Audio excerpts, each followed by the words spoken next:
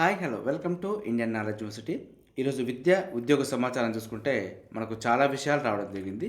అదేవిధంగా ఈ వీడియో చూస్తున్న వారు లైక్ చేయడం మాత్రం మర్చిపోవద్దు. మీరు చేసే లైక్ వల్ల ఎడ్యుకేషన్కి సంబంధించిన ఛానల్ కాబట్టి మరికొంతమందికి చేరే ప్రయత్నం జరుగుతుంది. సో మనం ప్రధానంగా వివరాలు చూసుకుంటే టెట్ మార్కుల అప్లోడ్కు ఛాన్స్ అంటూ ప్రధానంగా అయితే మనకు వార్త రావడం జరిగింది. డిఎస్సి ఫలితాల విడుదలకు ముందే టెట్ మార్కులను అప్లోడ్ చేసుకునే అవకాశాన్ని విద్యాశాఖ కల్పించనున్నది. ఇందుకు 2 రోజుల పాటు అవకాశం కల్పించాలని అధికారులు నిర్ణయించడం జరిగిందంటూ మనకి ఇవ్వడం జరిగింది. డిఎస్సి ఫైనల్ కీని ఇప్పటికే విడుదల చేశారు. ఫైనల్ కీ పైన అభ్యర్థులు పెద్ద ఎత్తున అభ్యంతరాలు వ్యక్తం చేస్తున్నారు కాబట్టి ఆయా అభ్యంతరాలను రివ్యూ కమిటీ పరిశీలనకు పంపించడం జరిగింది. కమిటీ పరిశీలన పూర్తయిన తర్వాత రివైజ్డ్ ఫైనల్ కీని విద్యాశాఖ విడుదల చేయనున్నట్టు మనకైతే ఇవ్వడం జరిగింది. ఆ తర్వాత టెట్ మార్కులను కలిపి జనరల్ ర్యాంకింగ్ లిస్టును విడుదల చేయనున్నారంటూ, అదేవిధంగా దీంట్లో భాగంగానే టెట్ మార్కులను మరోసారి అప్లోడ్ చేసుకునే అవకాశం ఇవ్వాలంటూ అధికారులు అయితే నిర్ణయించడం జరిగింది. దీనిపైన 1-2 రోజుల్లో అధికారిక ప్రకటన విడుదల కానుందంటూ మనకి ఇవ్వడం జరిగింది. సో గతంలో మనకు టెట్కు సంబంధించి మార్కులు అయితే అప్లోడ్ చేసుకోవడం జరిగింది. సో మరొక్కసారి కూడా అవకాశం ఇవ్వబోతుందంటూ మనకి ఇవ్వడం జరిగింది. సో దీనికి సంబంధించి అప్డేట్ రాగానే మీకు అందించే ప్రయత్నం చేస్తాను. అదేవిధంగా మరో పాయింట్ తీసుకుంటే మరో 4 మెడికల్ కాలేజీలకు అనుమతి ఈ ఏడాది మొత్తం 8కి ఓకే అంటూ మనకు ప్రధానంగా అయితే వార్త రావడం జరిగింది. అందుబాటులోకి 400 ఎంబీబీఎస్ సీట్లు రావడం జరిగిందంటూ ఇవ్వడం జరిగింది. సో ఇదైతే మనకు ప్రభుత్వ మెడికల్ కాలేజ్ సీట్లు పెరగడంతో మధ్యతరగతి బిలో మధ్యతరగతి విద్యార్థులకైతే కొంత సానుకూలం అని చెప్పుకోవచ్చు. ఎందుకంటే మెడికల్ సీట్ కొనడం అనేది అంత చిన్న విషయం కాదు. సో ఏదేమైనప్పటికీ మనకు యాదాద్రి, మెదక్, మహేశ్వరం, కుత్బుల్లాపూర్ మెడికల్ కాలేజీలకు కేంద్ర ఆరోగ్య శాఖ గ్రీన్ సిగ్నల్ అయితే ఇచ్చిందంటూ ఇవ్వడం జరిగింది. తెలంగాణ దరఖాస్తు చేసిన 4 కాలేజీలకు పర్మిషన్ ఇవ్వాలంటూ నేషనల్ మెడికల్ కమిషన్ను ఆదేశించిందంటూ ఇవ్వడం జరిగింది. ఒక్కో కాలేజీలో 50 ఎంబీబీఎస్ సీట్ల చొప్పున మొత్తం 200 సీట్లు అందుబాటులోకి రానున్నాయి. ఈ ఏడాది ఇప్పటికే ములుగు, నర్సంపేట, గద్వాల, నారాయణపేట మెడికల్ కాలేజీలకు ఎన్ఎంసీ అయితే అనుమతి ఇచ్చింది. మొత్తం 8 కాలేజీల్లో కలిపి 400 సీట్లు అయితే అందుబాటులోకి వచ్చాయి. సో ఇదైతే మనకు ఎవరైతే నీటు రాస్తున్నారో వారికైతే కొంత సానుకూలం అని చెప్పుకోవచ్చు. అదేవిధంగా నవంబర్ నుంచి జేఈ మెయిన్ 1 రిజిస్ట్రేషన్ అంటూ మరొక వార్త కూడా ఇవ్వడం జరిగింది. మనకు జనవరి చివరి వారం, అదేవిధంగా ఏప్రిల్ మొదటి వారంలో పరీక్షలు. త్వరలో జేఈ 2025 షెడ్యూల్ విడుదల అంటూ మనకైతే షెడ్యూల్ గురించి ఇన్ఫర్మేషన్ ఇవ్వడం జరిగింది. దేశంలోనే అత్యున్నత విద్యా సంస్థలైన ఐఐటీలు, అదేవిధంగా ఎన్ఐటీలోని బీటెక్ మరియు bachelor of planning and architecture కోర్సులో ప్రవేశాలకు నిర్వహించే జేఈ మెయిన్ 2025 రిజిస్ట్రేషన్ అయితే నవంబర్ నుంచి మొదలు కానుందంటూ ఇవ్వడం జరిగింది. జనవరి చివరి వారంలో జేఈ మెయిన్ 1 పరీక్ష, అదేవిధంగా ఏప్రిల్ మొదటి వారంలో జేఈ మెయిన్ 2 పరీక్షలు అయితే నిర్వహించే అవకాశాలు ఉన్నాయి. పూర్తి షెడ్యూల్ని అయితే నేషనల్ టెస్టింగ్ ఏజెన్సీ ఈ వారం 10 రోజుల్లో విడుదల చేయనుందంటూ మనకు ఇవ్వడం జరిగింది. నవంబర్ నుంచే మొదటి విడత రిజిస్ట్రేషన్ ప్రారంభం కానుందంటూ కూడా మనకు ఇవ్వడం జరిగింది. పోయిన సంవత్సరం అయితే జేఈ మెయిన్ సిలబస్లో పలు మార్పులు చేశారు. దీంతో ఈ ఏడాది ఎలాంటి మార్పులు ఉండకపోవచ్చు అంటూ కూడా మనకు సమాచారం అయితే ఇవ్వడం జరిగింది.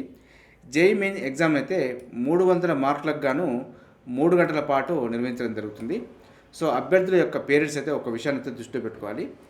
ఎంసెట్ ఎగ్జామ్ ప్యాటర్న్ వేరుంటుంది, జేఈ ఎగ్జామ్ ప్యాటర్న్ వేరుంటుంది.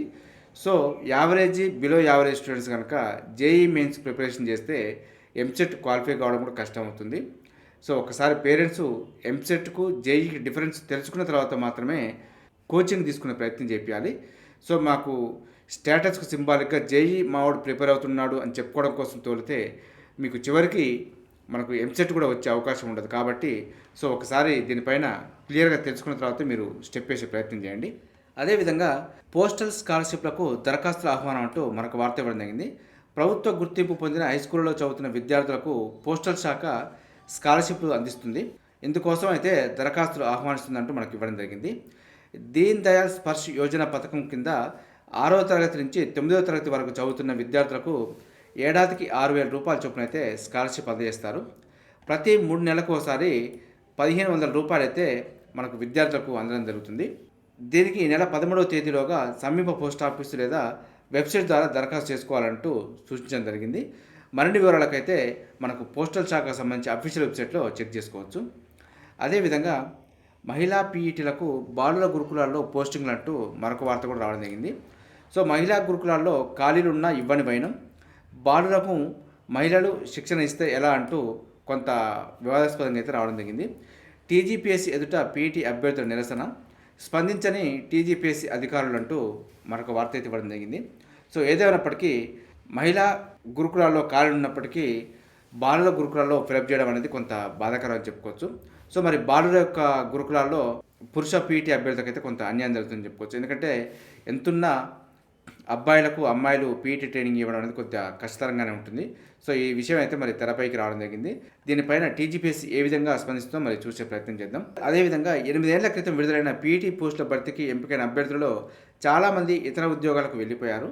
అభ్యర్థులు లేకపోవడంతో రీలిక్విష్మెంట్ ఆప్షన్కు అవకాశం ఇచ్చి ప్రక్రియను సైతం పూర్తి చేశారంటూ ఇవ్వడం జరిగింది. అయినా ఇంతవరకు పోస్టింగ్ ఆర్డర్లు సరిచేసి ఇవ్వలేదంటూ బాధిత పీటీ అభ్యర్థి అయితే ఆందోళన వ్యక్తం చేయడం జరుగుతుంది. టీజీపీఎస్సీ కార్యాలయం ఎదుట ధర్నాకు దిగారు. అయినప్పటికీ తెలంగాణ పబ్లిక్ సర్వీస్ కమిషన్ స్పందించడం లేదంటూ కొంత అయితే ఆందోళన వ్యక్తం చేయడం జరిగింది. సో దాదాపుగా 8 ఏళ్ల నుంచి ఉద్యోగం వచ్చి కూడా రానివారిలాగా మిగిలిన పరిస్థితి ఏర్పడింది. సో మరి టీజీపీఎస్సీ అయితే ఈ విధంగా స్పందిస్తూ దాని గురించి అప్డేట్ ఆగానే మీకు అందించే ప్రయత్నం చేస్తాను. అదేవిధంగా రేషన్ డీలర్లకు నోటిఫికేషన్ అంటూ మరొక వార్త కూడా రావడం జరిగింది. కేవలం సిరిసిల్లలోనే విడుదల చేసిన ప్రభుత్వం రాష్ట్ర వ్యాప్తంగా ప్రకటించకపోవడంపై అనుమానాలంటూ కొంత ఆందోళన అయితే వ్యక్తం చేయడం జరిగింది. సో మొత్తానికైతే మనకు ఓన్లీ సిరిసిల్లలో అయితే మనకు 58 దుకాణాలకు సంబంధించి ప్రకటన అయితే విడుదల చేయడం జరిగింది. దీనికి సంబంధించి ఎగ్జామ్స్ కూడా కండక్ట్ చేయబోతుంది. మరి రాష్ట్ర వ్యాప్తంగా కూడా నోటిఫికేషన్ ఇస్తే మరి మిగిలిన జిల్లాలో కూడా అభ్యర్థులు అప్లై చేసుకునే అవకాశం ఉంటుంది. సో దీనికైతే రాతపరీక్ష ఇంటర్వ్యూ ద్వారా అభ్యర్థులను అయితే ఎంపిక చేయడం జరుగుతుందంటూ మనకు ఇవ్వడం జరిగింది. దీనికి సంబంధించి మనకు ఈ నెల 15న రాతపరీక్ష అదేవిధంగా ఇంటర్వ్యూ ఆధారంగా అయితే అభ్యర్థులను ఎంపిక చేయబోతుంది. అదేవిధంగా రాష్ట్ర వ్యాప్తంగా కూడా రేషన్ డీలర్లకు సంబంధించి నోటిఫికేషన్ ఇవ్వాలంటూ అందరైతే అభ్యర్థుల వినతి పత్రాలు ఇవ్వడం జరుగుతుంది. దీనికి సంబంధించి అప్డేట్ రాగానే మీకు అందించే ప్రయత్నం చేస్తాను. సిరిసిల్లలో అయితే దాదాపు 830 దరఖాస్తులు వచ్చినట్టు మనకు ఆర్డీఓ అయితే పేర్కొనడం జరిగింది. మనకు దీనికి సంబంధించిన నోటిఫికేషన్ అయితే ఆగస్టు 29న జారీ చేయడం జరిగింది. సెప్టెంబర్ 4 వరకు దరఖాస్తులు స్వీకరించారు. కాగా దీనికి డీలర్ నియామకానికి రాతపరీక్ష అయితే ఈ నెల 15న ఆదివారం ఉదయం 11 గంటల నుంచి మధ్యాహ్నం 1 గంట వరకు నిర్వహించడం జరుగుతుంది. సో దీనికి సంబంధించి ఆల్ టికెట్లు అయితే తహసీల్దార్ కార్యాలయాలు అందుబాటులో ఉన్నాయంటూ మనకు పేర్కొనడం జరిగింది. అప్లై చేసిన అభ్యర్థులు ఆల్ టికెట్లు అయితే తహసీల్దార్ కార్యాలయంలో పొందొచ్చు అంటూ మనకి ఇవ్వడం జరిగింది. సో ఇదైతే మనకు రేషన్ డీలర్కి సంబంధించి పరీక్ష విధానం ఇంటర్వ్యూ అయితే ఈ విధంగా ఉండబోతుంది. సో మరి స్టేట్కి సంబంధించి అప్డేట్ రాగానే మీకు అందించే ప్రయత్నం చేస్తాను. అదేవిధంగా ప్రసార భారతిలో 70 పోస్టులకు సంబంధించి నోటిఫికేషన్ ఇవ్వడం జరిగింది. దరఖాస్తు అయితే మనకు ఆఫ్లైన్లో చేసుకోవాల్సి ఉంటుంది. మనకు చివరి తేదీ సెప్టెంబర్ 12 వరకు ఉంది. పూర్తి సమాచారం కోసం అయితే ప్రసారభారతి.gov.in అఫీషియల్ వెబ్సైట్లో చెక్ చేసుకోవచ్చు. అదేవిధంగా ఎన్టీపీసీలో కూడా 250 పోస్టులకు సంబంధించి నోటిఫికేషన్ అయితే రావడం జరిగింది. దరఖాస్తుకు చివరి తేదీ సెప్టెంబర్ 28 వరకు ఉంది. అర్హతలు చూసుకుంటే బీఈ మరియు బీటెక్తో పాటు కొంత అనుభవం ఉండాలంటే ఇవ్వడం జరిగింది. సో ఒకసారి మరింత వివరాల కోసం అయితే ntpc.co.in అఫీషియల్ వెబ్సైట్లో చెక్ చేసుకునే ప్రయత్నం చేయండి. అదేవిధంగా జూట్ కార్పొరేషన్ ఆఫ్ ఇండియా లిమిటెడ్లో కూడా 90 పోస్టులకు సంబంధించి నోటిఫికేషన్ అయితే రావడం జరిగింది. మనకు ఆన్లైన్ దరఖాస్తుకు చివరి తేదీ సెప్టెంబర్ 30 వరకు ఉంది. ఇందులో అయితే మనకు పోస్టులు అకౌంటెంట్, జూనియర్ అసిస్టెంట్, అదేవిధంగా జూనియర్ ఇన్స్పెక్టర్ పోస్టులు అయితే అందుబాటులో ఉన్నాయి. దీనికి సంబంధించి పూర్తి వివరాల కోసం అయితే jootkcorp.in అఫీషియల్ వెబ్సైట్లో చెక్ చేసుకోవచ్చు. అదేవిధంగా రేపటి వరకు టీజీ సెట్ 2024 పరీక్షలు అంటూ కూడా మనకు ఇవ్వడం జరిగింది. మనకు Telangana state eligibility test TG set 2024 పరీక్షలు అయితే మంగళవారం ప్రారంభమైనాయి.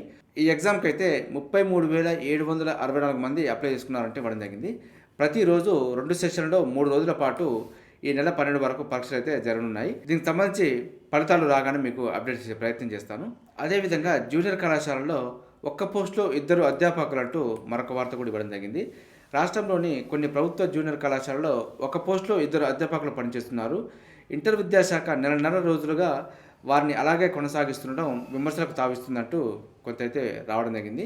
సో గతంలో కొన్ని ఎయిడెడ్ జూనియర్ కళాశాలలు మూతపడడంతో అందులోని 15 మంది అధ్యాపకులను జూనియర్ కళాశాలలో నియమించారు. ఇటీవల రాష్ట్ర వ్యాప్తంగా అధ్యాపకుల బదిలీలు నిర్వహించడంతో ఎయిడెడ్ కళాశాల నుంచి వచ్చిన వారి స్థానాల్లో చేరారంటూ ఇవ్వడం జరిగింది. దీంతో ఒకరు అవసరమైన చోట 2 పనిచేస్తున్నారు. ఎయిడెడ్ కళాశాల నుంచి వచ్చిన వారిని ఇతర చోట సర్దుబాటు చేయాలంటూ తెలంగాణ గెస్టెడ్ జూనియర్ లెక్చరర్స్ అయితే పేర్కొనడం జరిగింది. సో దీనికి సంబంధించి అప్డేట్ రాగానే మీకు అందించే ప్రయత్నం చేస్తాను. అదేవిధంగా అగ్రిసెట్ 2024 ఫలితాలు విడుదలయ్యాయంటూ మనకు రావడం జరిగింది. ఆచార్య జయశంకర్ తెలంగాణ రాష్ట్ర వ్యవసాయ విశ్వవిద్యాలయం నిర్వహించిన అగ్రిసెట్ అగ్రి ఇంజనీరింగ్ సెట్ 2024 ఫలితాలు అయితే మంగళవారం విడుదలయ్యాయి. వ్యవసాయ పాలిటెక్నిక్లో డిప్లొమా కోర్సులు పూర్తి చేసిన వారు వ్యవసాయ బీఎస్సీ అదేవిధంగా వ్యవసాయ ఇంజనీరింగ్ కోర్సులో 2వ సంవత్సరంలో చేరేందుకు అగ్రిసెట్ ఇంజనీరింగ్ సెట్లను అయితే గత నెల 24న నిర్వహించారు. వాటిలో అర్హత సాధించిన అభ్యర్థుల మెరిట్ జాబితాను అయితే ప్రకటించడం జరిగింది. వ్యవసాయ బీఎస్సీలో 92, ఇంజనీరింగ్‌లో 8 సీట్ల చొప్పున అయితే అందుబాటులో ఉన్నాయి. వీటినైతే ఈ సెట్ ద్వారా భర్తీ చేయనున్నారంటూ మనకు ఇవ్వడం జరిగింది. అదేవిధంగా అటవీ శాఖను బలోపేతం చేసేలా నియామకాలంటూ మంత్రి అయితే పేర్కొనడం జరిగింది. సో అటవీ శాఖను బలోపేతం చేసే దిశగా అవసరమైన ఉద్యోగులు, సిబ్బంది నియామకంపై రాష్ట్ర ప్రభుత్వం కసరత్తు చేస్తుందంటూ మనకు అటవీ శాఖ మంత్రి అయితే పేర్కొనడం జరిగింది. సో మనకు 2025 ఫిబ్రవరిలో అయితే అటవీ శాఖకు సంబంధించి నోటిఫికేషన్ రాబోతుంది. సో మరి ఖాళీలకు సంబంధించి అప్డేట్ రాగానే మీకు అందించే ప్రయత్నం చేస్తాను.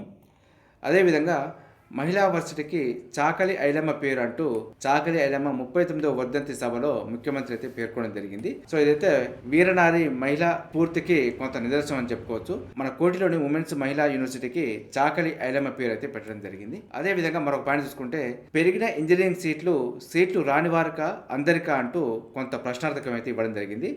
సో మరి కొత్తగా కౌన్సిలింగ్ నిర్వహిస్తే మనకు కంప్యూటర్ సైన్స్ సీట్లు పెరిగినాయి కాబట్టి ప్రతి ఒక్కరు అప్లై చేసుకునే అవకాశం ఉంది. మరి రాని వారికే అప్లై చేసే అవకాశం ఉంది అని అంటే మంచి ర్యాంకు వచ్చిన వారు సిఎస్సి సీట్లు నష్టపోయే అవకాశం ఉంది. ప్రభుత్వం అయితే దీనిపైన స్పందించాల్సి ఉందంటూ మనకు ఇవ్వడం జరిగింది. సో ఉన్నత విద్యాశాఖ మండలి అయితే కొంత ఆందోళనకైతే గురవడం జరిగింది. సో మనకు నిన్న చూసుకుంటే కోర్టు అయితే పెరిగిన సీట్లకు కౌన్సిలింగ్ నిర్వహించాలంటూ మనకు ఇవ్వడం జరిగింది. సో దీనిపైన ఏ విధంగా ముందుకెళ్లాలనేది కొంత కన్ఫ్యూజన్గా ఉందంటూ మనకు వార్త అయితే ఇవ్వడం జరిగింది. సో దీనిపైన మీకు అప్డేట్ రాగానే ఇచ్చే ప్రయత్నం చేస్తాను. అదేవిధంగా ఇంటర్ ప్రవేశాల గడువు 15 వరకు పొడిగింపు అంటూ మరొక వార్త ఇవ్వడం జరిగింది. ఇంటర్మీడియట్ ఫస్ట్ ఇయర్లో చేరేందుకు గడువును పొడిగించారు. ఈ నెల 15 వరకు అన్ని ప్రభుత్వ, ప్రైవేటు, ఎయిడెడ్ కాలేజీల్లో విద్యార్థులను చేర్చుకోవాలంటూ ఇంటర్ బోర్డు అయితే పేర్కొనడం జరిగింది. రాష్ట్రంలో భారీ వర్షాలు కురిసిన నేపథ్యంలో విద్యార్థుల సౌకర్యం కోసం ఈ నిర్ణయం తీసుకున్నట్టు మనకు వెల్లడించడం జరిగింది. ఇదైతే కొంచెం మంచి ఆలోచనే. సో ఏదైనప్పటికీ ఇప్పటివరకు కూడా ఇంటర్లో జాయిన్ కావాలంటే జాయిన్ అయ్యే అవకాశం చూసుకోండి. చూసారుగా, ఇది ఈరోజు సంబంధించి విద్యా ఉద్యోగ సమాచారం. ఇదే విధంగా మన ఛానల్లో అయితే ప్రతిరోజు మార్నింగ్ రావడం జరుగుతుంది. వీటితో పాటు అడ్మిషన్ నోటిఫికేషన్స్ మరియు రిక్రూట్మెంట్ నోటిఫికేషన్ సంబంధించి కూడా ఎప్పటికప్పుడు అప్డేట్ సమాచారం అందిస్తూ వాటికి సంబంధించిన ప్రత్యేకమైన వీడియోలు అయితే మన ఛానల్ అందుబాటులో ఉంటాయి. మన ఛానల్ని చూస్తున్న వారు సబ్స్క్రైబ్ చేసుకొని ఫాలో అవుతూ ఉండండి. ఈ వీడియోలు వస్తే లైక్ చేయండి, షేర్ చేయండి, సబ్స్క్రైబ్ చేసుకోవడం మాత్రం మర్చిపోవద్దు. Have a nice day.